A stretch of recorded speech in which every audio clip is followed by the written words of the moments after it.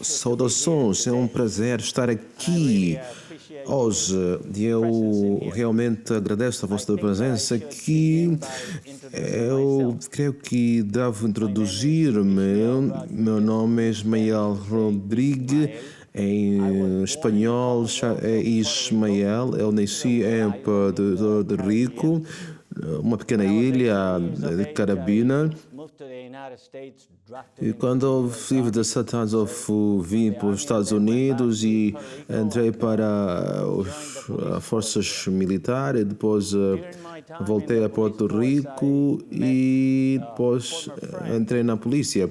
E durante meus serviços policiais, eu encontrei-me com um amigo que falou-me sobre a Igreja Adventista do Sétimo Dia. Então, deixei as forças policiais e me tornei Adventista do Sétimo Dia.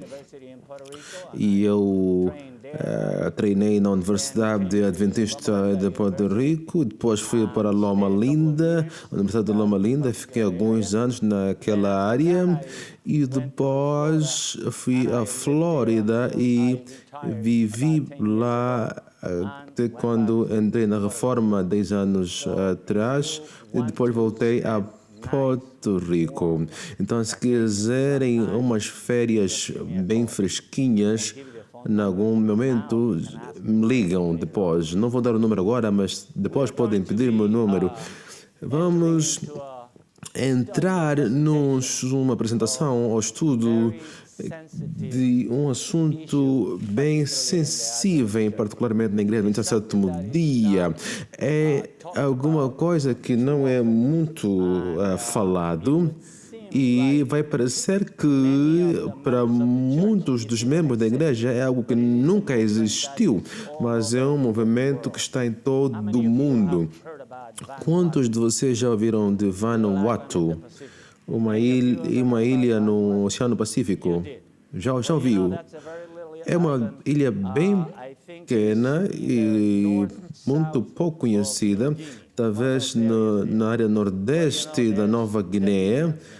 Sabe, lá também tem Davidianos. O movimento Davidianos é um movimento que começou nos anos 1920. E eu vou-vos dar uma análise compreensiva da teologia do movimento davidiano.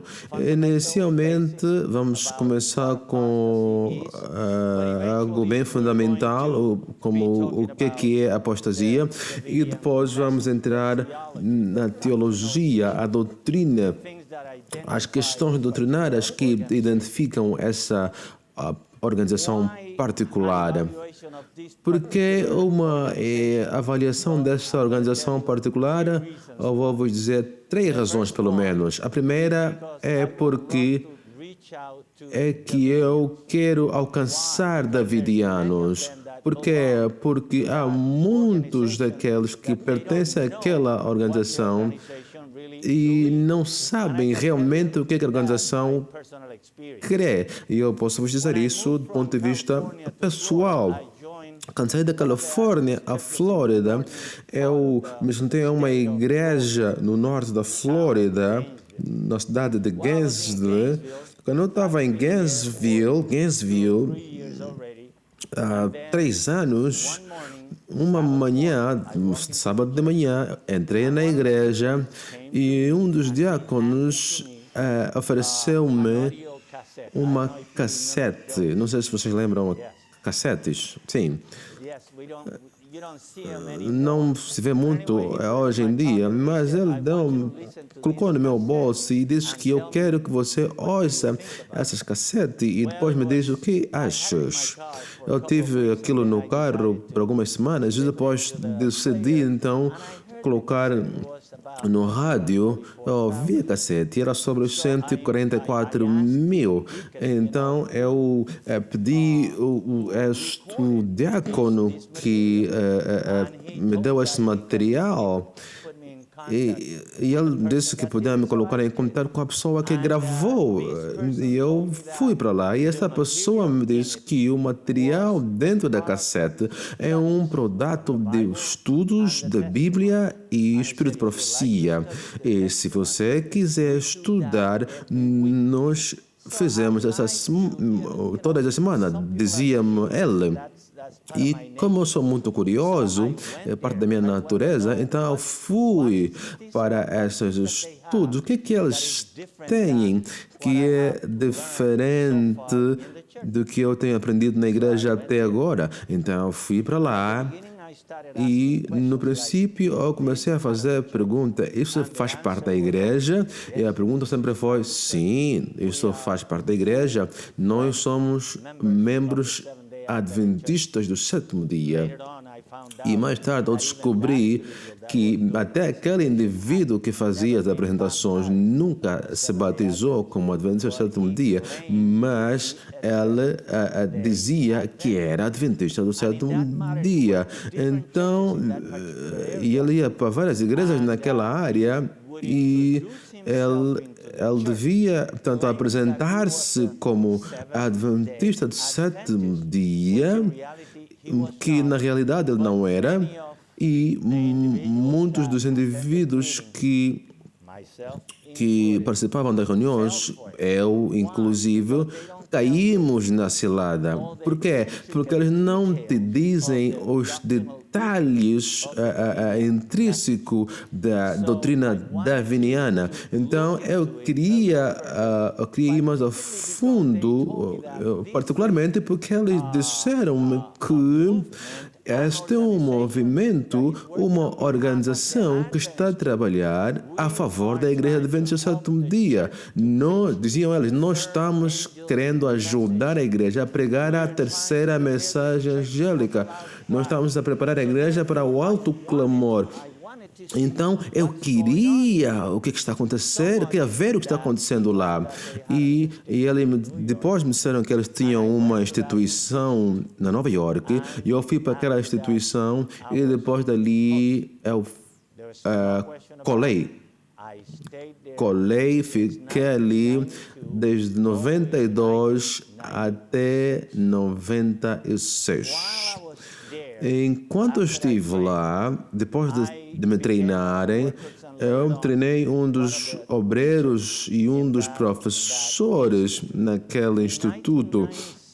E em 96, eu me tornei o diretor ministerial dessa associação.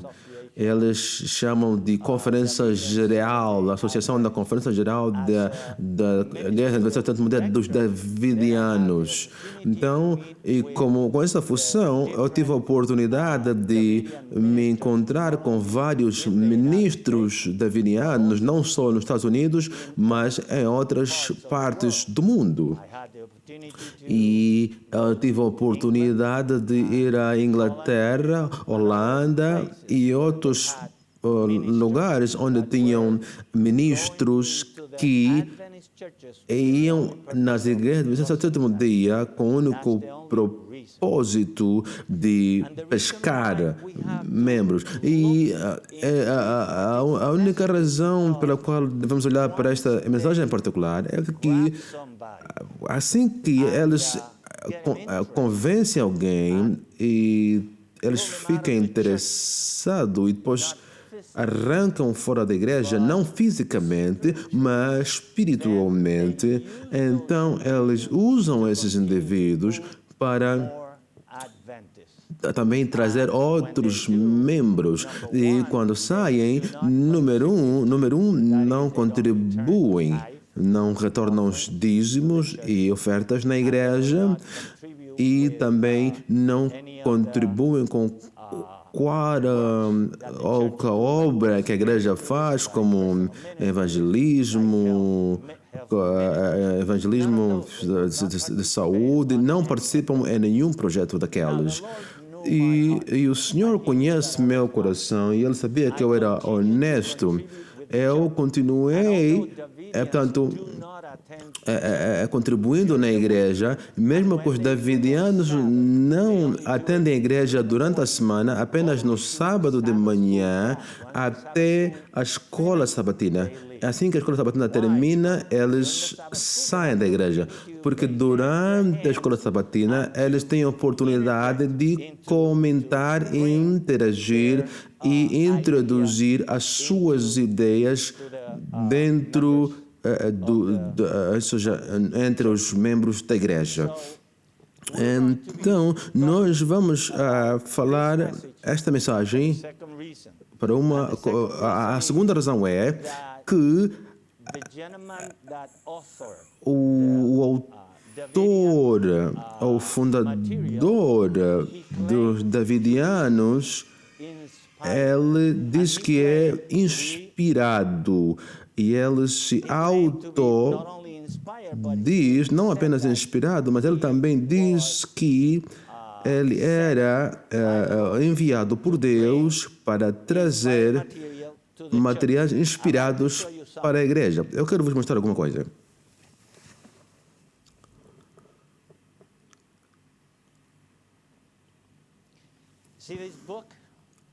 Vejam este livro.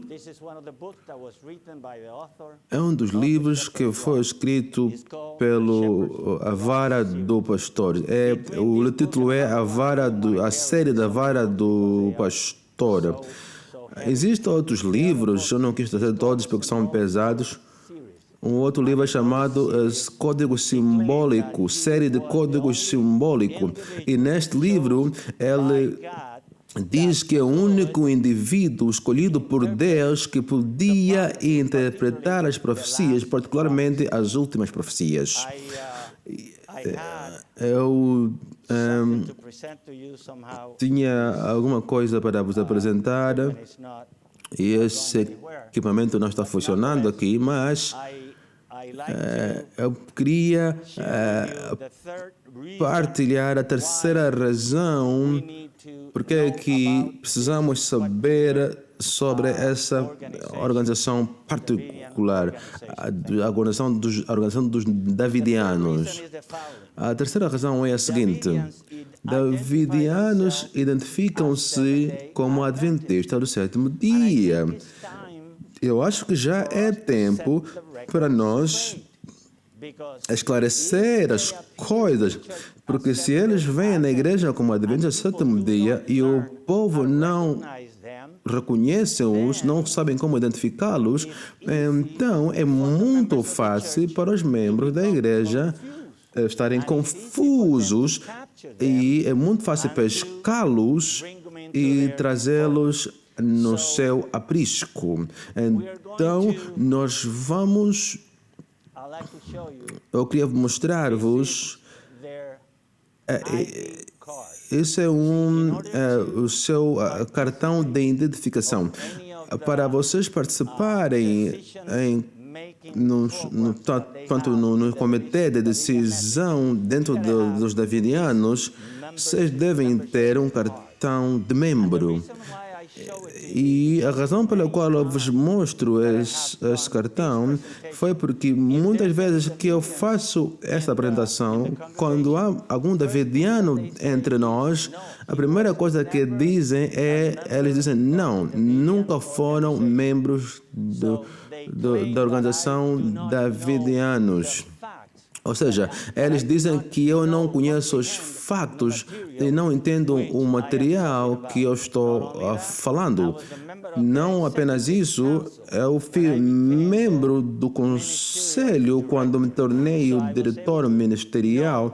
Então, eu sabia as coisas mais profundas dentro da organização, em particular na instituição onde era membro, em Nova York. E eu menciono particularmente esta porque há muitas outras organizações davidianas nos Estados Unidos e fora dos Estados Unidos, e eles, portanto, assumem que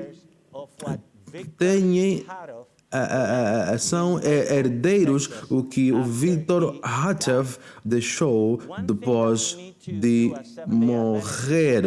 Uma coisa que, como adventista do sétimo dia, é saber, portanto, discernir as contrafações.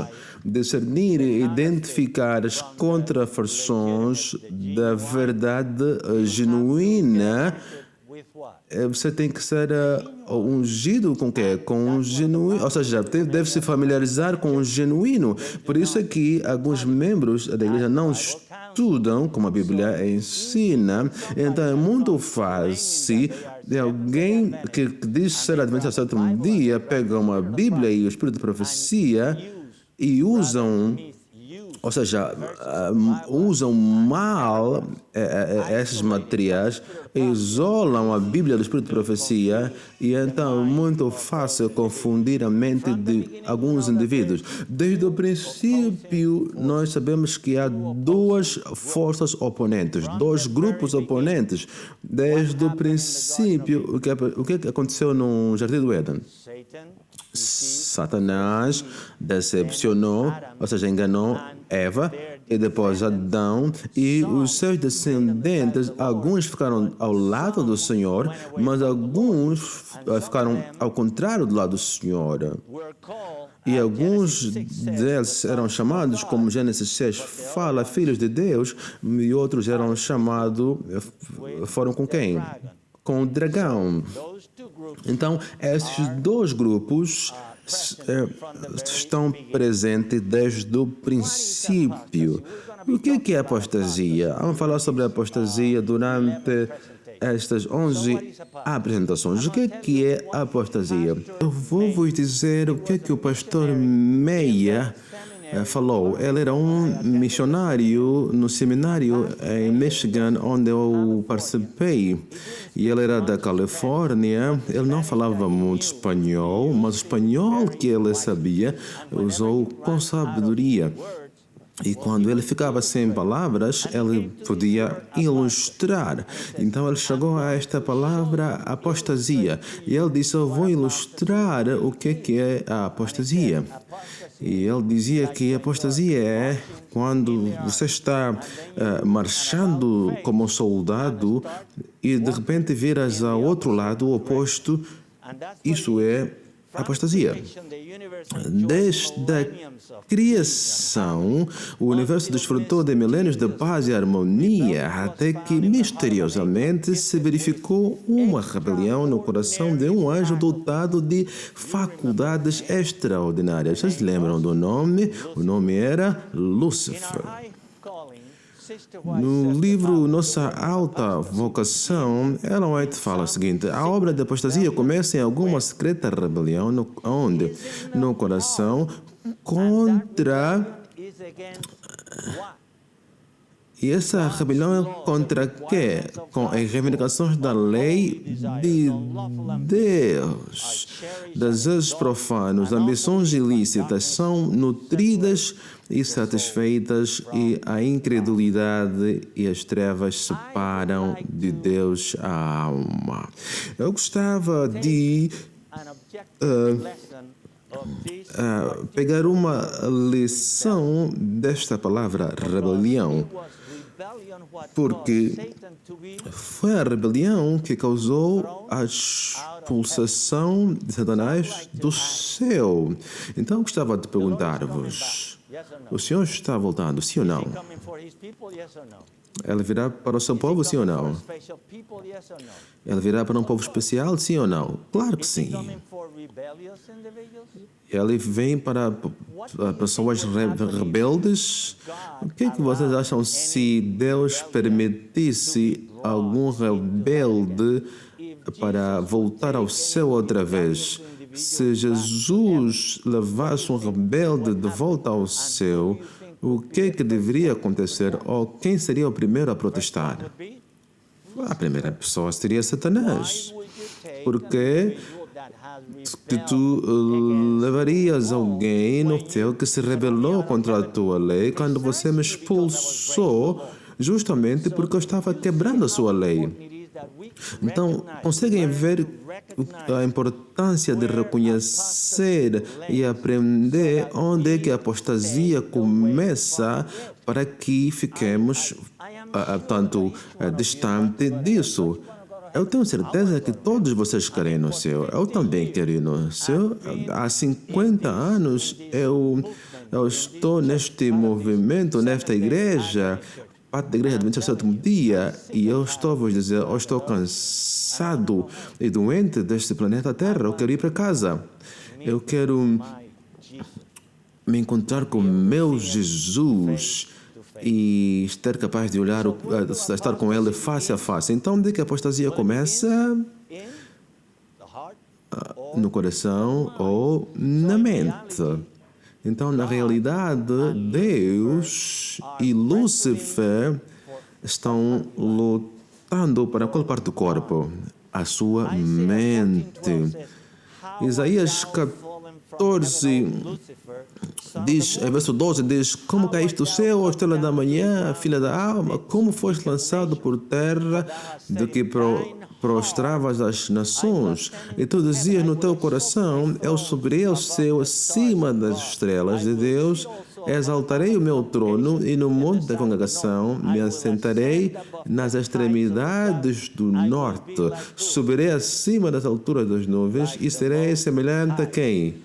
Como ao Altíssimo. E o que Satanás disse a Eva quando se encontraram naquele lugar particular no Jardim do Éden?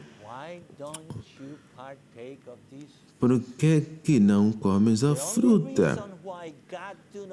A única razão que Deus não quer que você coma a fruta é porque Ele não quer que sejas como Deus. Não é isso que Ele queria ser no céu, e essa ideia continua a permear a sua mente ao longo dos anos.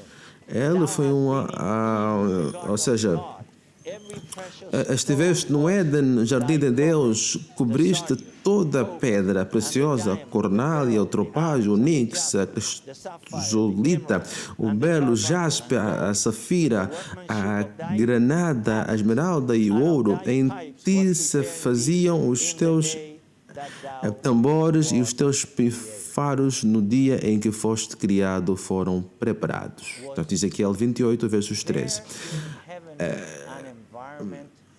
No céu tinha um ambiente que deveria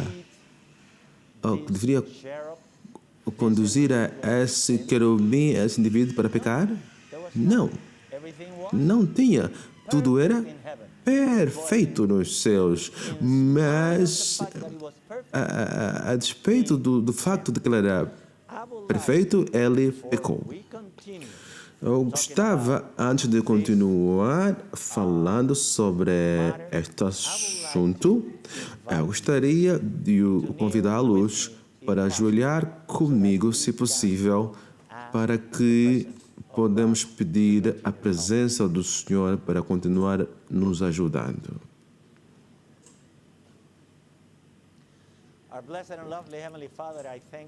Pai querido que estás no céu, obrigado por ser tão bom conosco. Obrigado pela oportunidade de olhar nesta informação, estudar sobre esta informação. Queremos ser leais e fiéis, queremos ir ao céu. E Pai, nós queremos estar preparados para a volta de Jesus. E queremos aprender a verdade sobre a apostasia e a verdade em relação à verdade que é nos trazida pela Bíblia. Queremos que o seu Santo Espírito tome o controle destas apresentações, que o seu Santo Espírito será manifestado através nossos lábios, nossas bocas, para que possamos compreender a ideia apresentada como o Senhor quer que a gente compreenda desde o princípio, para que cada um de nós possamos nos preparar para a sua breve volta, para que quando aquele dia, quando o Senhor voltar, nossos nomes ainda estarão no livro da vida, em nome de Jesus. Amém.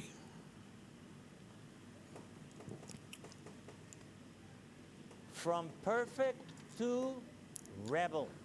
da perfeição para a rebelião. Não havia nenhuma indicação e não havia nada no céu que podia dar a ideia de que este querubim podia parar onde ele está hoje.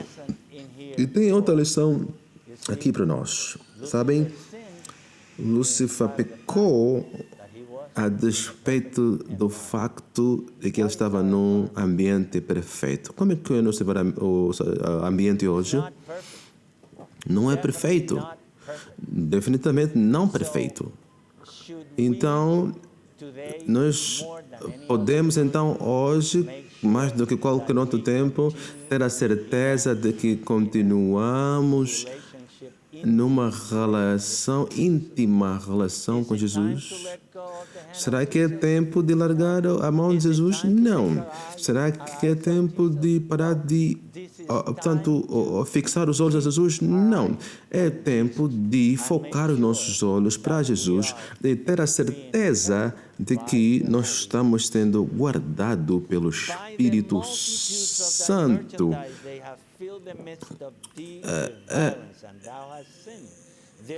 Pela abundância do teu comércio, o teu coração se encheu de violência e pecaste, pelo que te lancei profanado fora do monte de Deus, e o querubim da guarda te expulsou no meio das pedras afogadas. Aquele 28:16.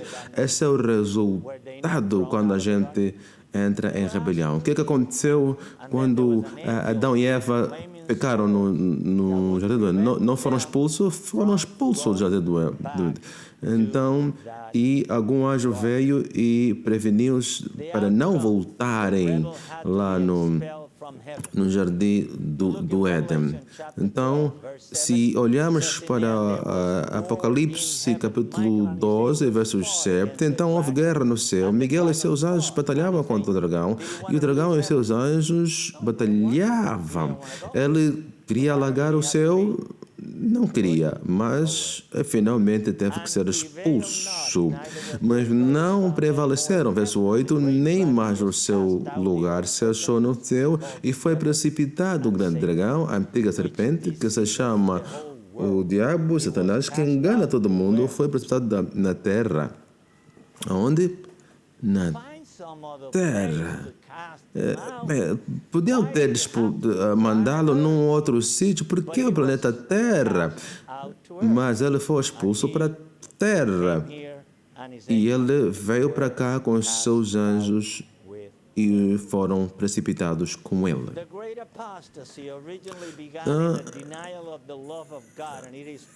A grande apostasia começou no coração de Satanás e começou no céu. O promotor foi a pessoa com muito poder, Lúcifer. Ele gostava tanto do seu poder lá, da quarta posição de poder lá no céu. Manuscrito 68, no 105, diz que quando Satanás se rebelou, houve guerra no céu e ele, com todos os seus simpatizantes, foram expulsos. Ele tinha ocupado um alto cargo no céu, possuindo um trono radiante de luz. Isso me impactou muito. Trono radiante de luz. Então, não é que ele não tinha um trono. Então, qual era o problema? Então, o problema era que o trono de Deus talvez era maior e mais brilhante, e ele queria ocupar aquele lugar. Será que foi por causa disso?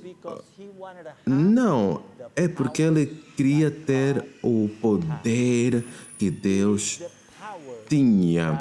É o poder que ele queria ser como Deus, quer ter o controle. Nós vemos isso hoje. É triste dizer, mas mesmo no círculo da igreja, nós testemunhamos comportamentos do gênero. Mas, na verdade, é que nós somos todos irmãos aqui. Não importa o que você é, seja se você for pastor ou obreiro ou presidente, secretário, não faz nenhuma diferença perante Deus, nós somos todos iguais. Somos todos iguais. O planeta foi invadido por um número extraordinário de anjos rebeldes que escolheram voluntariamente acreditar no grande apóstata e por isso foram expulsos do céu. Quantas vezes Satanás foi expulso do céu?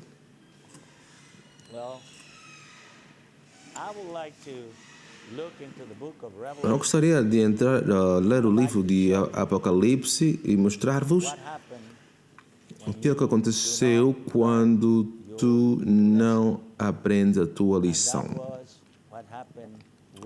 E isso foi o que aconteceu com Lúcifer.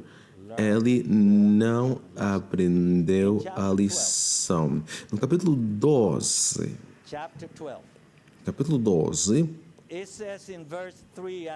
diz no verso 3, viu-se também outro sinal no céu, eis um grande dragão vermelho que tinha 7 cabeças e 10 chifres, sobre as suas cabeças 7 diademas. A sua cauda levava após si terça parte das estrelas do céu. Quem são essas estrelas? Anjos. Terça parte.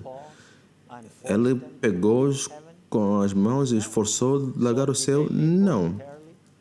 Eles foram de forma voluntária? Sim. Voluntariamente os seguiram. Então, depois eu gostava de ler agora o verso 9. O que diz é: e foi precipitado o grande dragão, a antiga serpente, que se chamava o Diabo e Satanás, que engana todo mundo, foi precipitado na terra e seus anjos foram precipitados com ele. Ok? O verso 8 diz: mas não prevaleceram, nem mais o seu lugar se achou no céu. Este anjo, Lúcifer, foi expulso com quantos anjos? A terça parte. Eram muitos anjos nos céus? Então quer dizer que há muitos demônios aqui na terra? Há muitos demônios. Há muitos demônios aqui na terra. A coisa importante que eu queria mostrar-vos aqui é que no verso 8, quando fala de Miguel e seus anjos lutando com o dragão, e o dragão não prevaleceram e nem se achou mais lugar no céu, se nós nos lembrarmos, depois dele ser expulso a primeira vez, encontramos no livro de Jó que ele ainda era admitido no céu, ou não foi?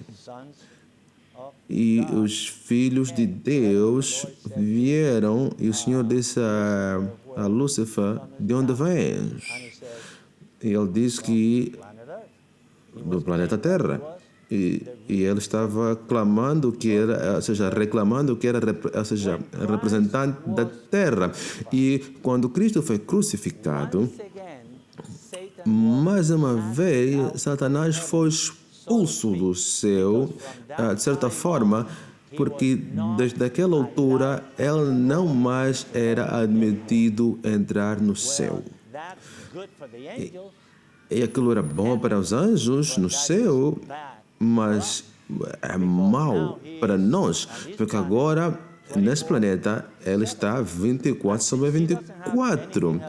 E como não tem nada para fazer, não gosta de assistir televisão, nenhum dos divertimentos que os homens oferecem nesta terra, qual é o seu divertimento? Tentar e tentar. E ele vai tentar pessoas não convertidas? Não.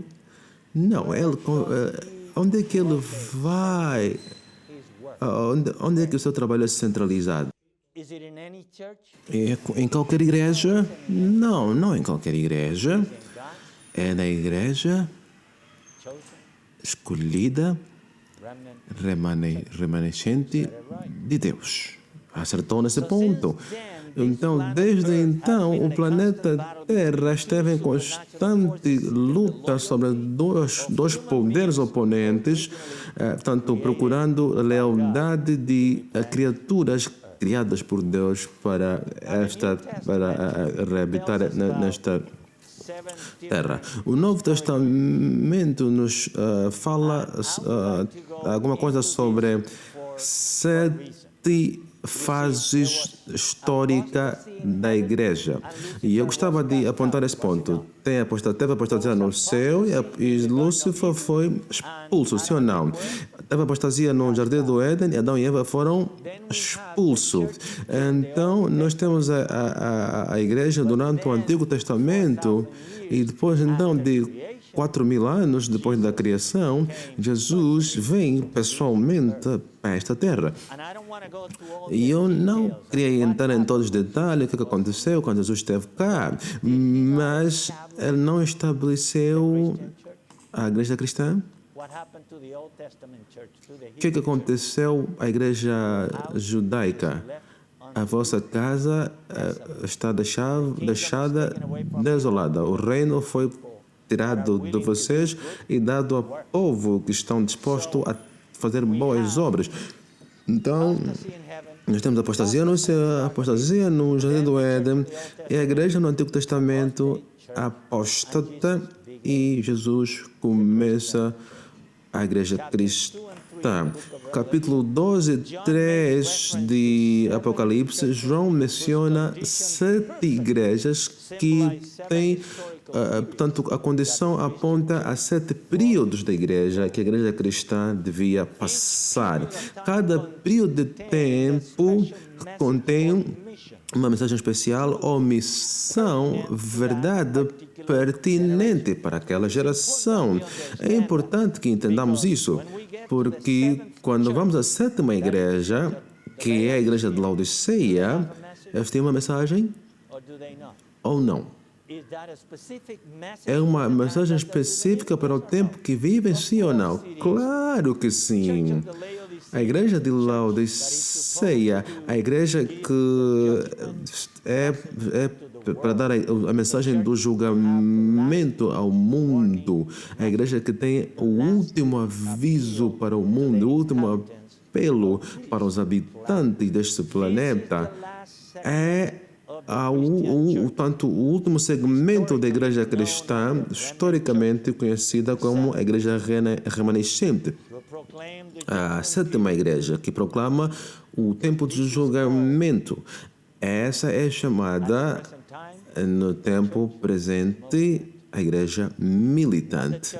Não é a igreja triunfante ainda, mas a igreja triunfante vai emergir de onde?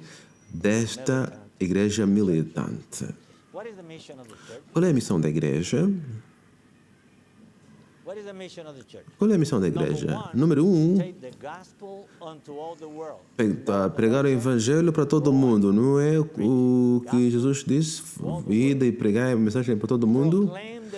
Proclamar as 3 mensagens angélicas. Por que as 3 mensagens angélicas?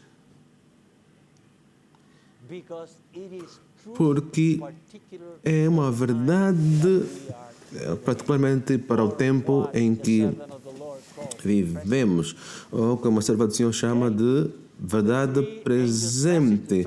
As 3 mensagens angélicas, a primeira diz: temei a Deus e dá-lhe glória. Por quê? Por quê? Porque é vinda a hora do seu juízo, porque a hora do julgamento chegou. Babilônia caiu, ficam longe do vinho, da confusão da Babilônia. E a terceira mensagem, o que é que diz? Evitem a marca da besta. E o que é que vai acontecer para aqueles que são negligentes na sua preparação e em dúvida com a marca da besta? Não preciso vos dizer, né? proclamam a perpetuidade da lei de Deus e a santidade, a justiça de Cristo. E a quarta é vindicar o caráter de Deus. Então, como é que nós vindicamos o caráter de Deus? O que é o caráter de Deus? É o que ele é. Se vocês lerem Êxodo 32, 33, 34, vos diz lá que ele é misericordioso, que ele é bondoso, que ele é paciente, que ele perdoa, é longânimo. Então, se esse é o caráter de Deus, e lá diz que, no Espírito de Profecia, diz que quando o povo de Deus reflete o caráter de Jesus perfeitamente, Jesus virá reclamá-los como seus. O que significa desenvolver o caráter de Jesus? Será que não é ser misericordioso, ser paciente, ser longânimo, ser bondoso, ser exatamente como quem? Como Jesus. E quando eu digo ser exatamente como Jesus, não quero dizer ser exatamente em natureza, mas exatamente como em caráter. Temos muitas vezes ouvido que a única coisa que vamos levar para o céu é o caráter. A sétima igreja de Laodiceia, a igreja remanescente, a última igreja, Apocalipse capítulo 12, fala desta igreja verdadeira. Fala de uma mulher, mas não qualquer mulher, porque a Bíblia fala de duas mulheres particular, uma em Apocalipse capítulo 12 e outra em Apocalipse 17. E há muita diferença entre as duas mulheres. Esta aqui de Apocalipse 12 está vestida do sol e a lua por baixo das suas pernas. Duas fases, duas eras. O Antigo e o Novo Testamento. A mulher, de acordo com Efésios e outros lugares na Bíblia, a uma mulher representa o quê? A igreja. Se é a igreja vestida, se é uma mulher vestida em branco, representa uma pura igreja. Se está vestida como aquela de Apocalipse 17, vestida de pérolas e outras cores e por fora, por cima de uma besta, declara, ou seja, prostituta pela Bíblia, então esse é representar o quê? Que tipo de igreja? A igreja apóstata ou falsa igreja. O sol é o símbolo da justiça de Deus. Malaquias 4:2 diz: mas para vós os que temeis o meu nome, nascerá o sol da justiça. Quem é o sol da justiça? É Jesus. Então, esta mulher é vestida de qual justiça? De Cristo. Então, esta mulher, esta igreja, ela deve revelar no seu comportamento a justiça de quem? A justiça de Jesus. O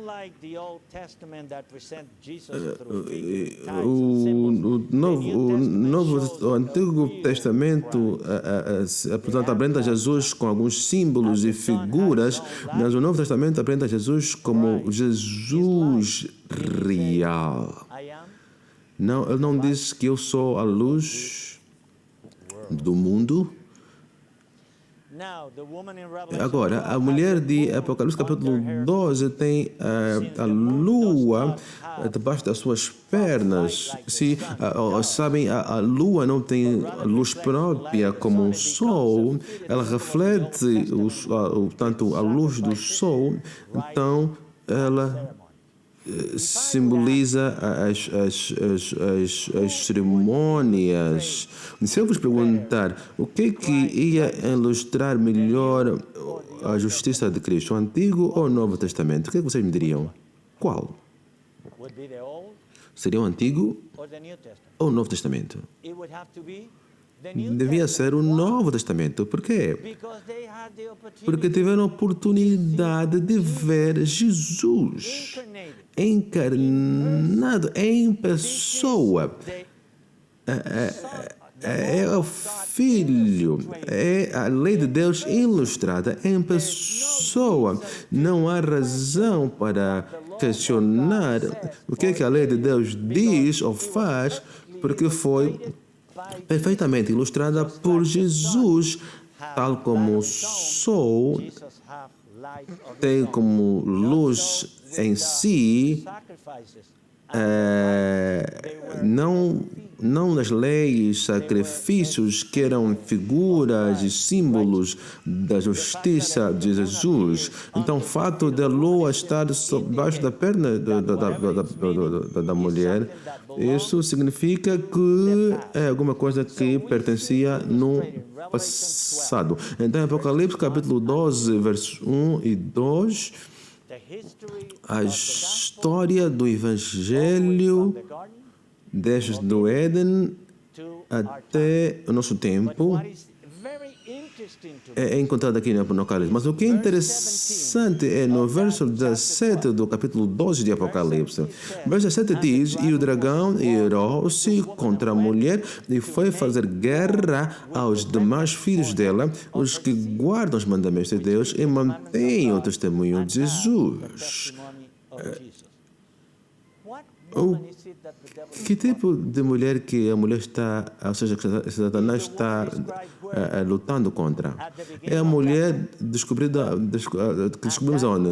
No princípio do Apocalipse, capítulo 12. E não é uma mulher somente is a symbol of da igreja cristã, mas é o símbolo da igreja desde o Jardim do Éden até o nosso this is important tempo. E isso é importante que nós entendamos, to look at verse porque se olharem para o verso 2 do capítulo that she, the woman, 12, diz que, estando grávida, gritava com as dores do parto, sofrendo tormentos para dar luz. Essa mulher de Apocalipse, capítulo 12, versos 2, já nasceu? Não, ainda não. Então, quem é a criança que está para nascer desta mulher? Quem é essa criança? É Jesus. É tudo que precisa ver é ver o verso 5, que diz que deu à luz um filho, um varão que há de reger todas as nações com a vara de ferro, e o seu filho foi arrebatado, Deus, e para o seu trono. Então, pela mulher estar grávida no verso 2, ela é um símbolo do Antigo Testamento, da igreja do Antigo Testamento, que ainda não nasceu, porque Cristo ainda não havia nascido. Mas depois do verso 5, quando a mulher já nasceu, agora falar da igreja cristã. Apocalipse 17, o dragão ira-se contra a mulher, e a mulher ilustrada no verso 12 do Jardim do Éden até o nosso tempo. Mas veja o que ela faz. Ela foi fazer guerra com o remanescente. Quem é o remanescente? É o restante, o que sobra. A última seção. Nós falamos desses 7 portanto, períodos históricos da igreja cristã, e a última é Laodiceia. E é importante que entendamos que depois de Laodiceia não há outra igreja. Compreenderam isso bem claro? Não vem outra igreja depois de Laodiceia. Não vem outra igreja, nem denominação, nem organização. Por que isso é importante? Porque os davidianos dizem que são a 8ª igreja. Porque a igreja do sétimo dia, a igreja de Laodiceia, não, portanto, cumpriu nos anos 930, rejeitou. Esse senhor aqui diz que a igreja de Deus de Laodiceia reprovou da graça de Deus em 1930, então de lá para cá existe uma oitava igreja.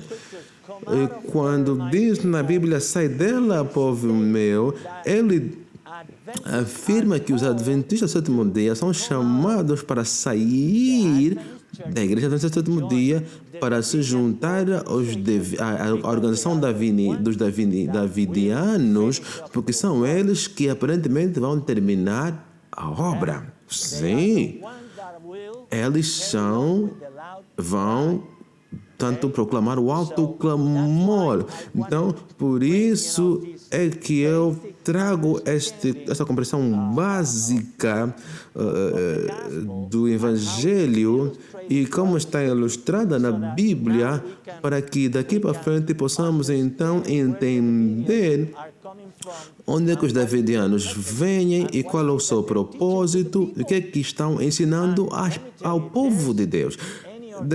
Deixa-vos dizer que existe uma organização que se conhece todos os detalhes das falhas da igreja do sétimo dia. Um pastor que fez alguma coisa, um pastor da conferência que fez uma outra coisa, eu não sei como, mas esses davidianos conhecem tudo o que acontece, tudo negativo que acontece dentro da nossa igreja. Eu não sei, mas de alguma forma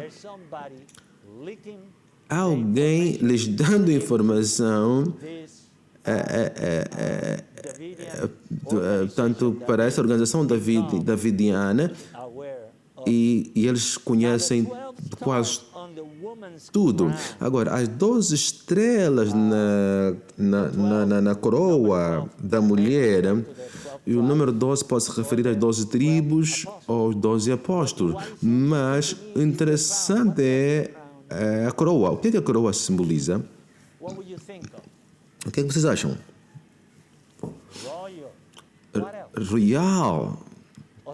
Autoridade, mas alguém que foi vitorioso numa competição. Eles fazem o quê? Coroam. Claro. Esta igreja de Apocalipse 12 tem uma coroa na sua cabeça, indicando que esta igreja não será derrotada. Indicando que esta igreja vai tanto alcançar vitória. Por mais que Satanás está irado contra a igreja, contra o remanescente, este último segmento da igreja cristã, por mais que ele quer destruir esta igreja, porque ele sabe que se a igreja terminar a sua missão, o que vai acontecer com Satanás? Com o diabo. Deixa-vos dizer, se eu estivesse lá na minha casa, eu podia dizer que as suas asas estão cheirando fumo, porque por isso é que ele está tão nervoso com a igreja, com o remanescente, porque ele não quer que a igreja termine a obra.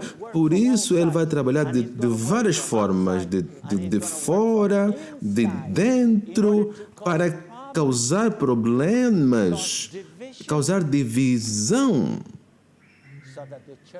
para que a igreja não avance, não se prepare, não esteja preparada para a chuva serôdia, porque não importa o que vocês pensam, podemos treinar muita gente torta à direita, mas sabem o que é?